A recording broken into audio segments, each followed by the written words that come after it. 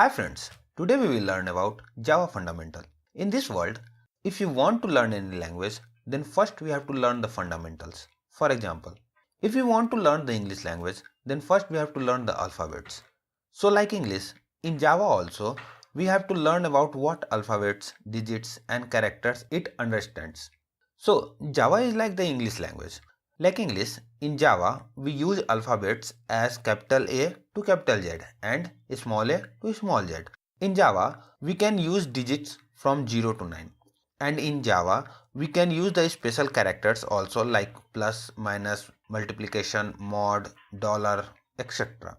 For writing any Java program, we can use these things. Now, the next is keywords. In English language, there are reserved words like river, mountain, glass, chair, etc., which are reserved for the particular identification. Like the English language, in Java also, there are reserved words. They are so-called keywords. Keywords are simply English words which are having predefined meaning in Java language. Meaning of these keywords can't be modified. Keywords are also called as reserved words. The main thing to remember is all the keywords which we are using or defining in Java are in lowercase. The keywords can't be used as name for variables, methods, classes or any other identifiers. There are total 50 keywords in Java. It is hard to by heart this all, but once you will start practice, then it will automatically store in your mind, so no need to by heart.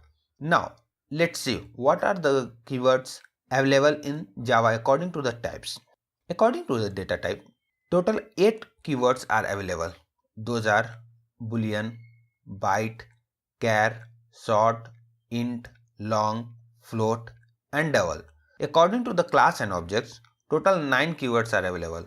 Those are class, interface, enum, extends, implements, this, super, new, instance of.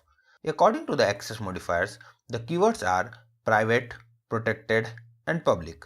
According to the modifiers, total 9 keywords are available.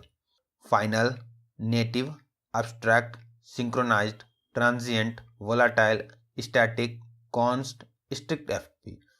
According to the package, the available keywords are package and import.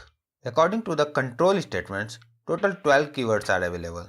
Those are if, else, switch, case, default, do, while, break, for, continue, return, go to.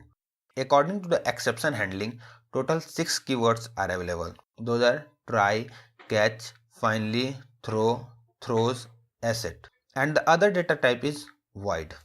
These are total 50 keywords are available in Java. What are these? You will easily get while learning my further videos.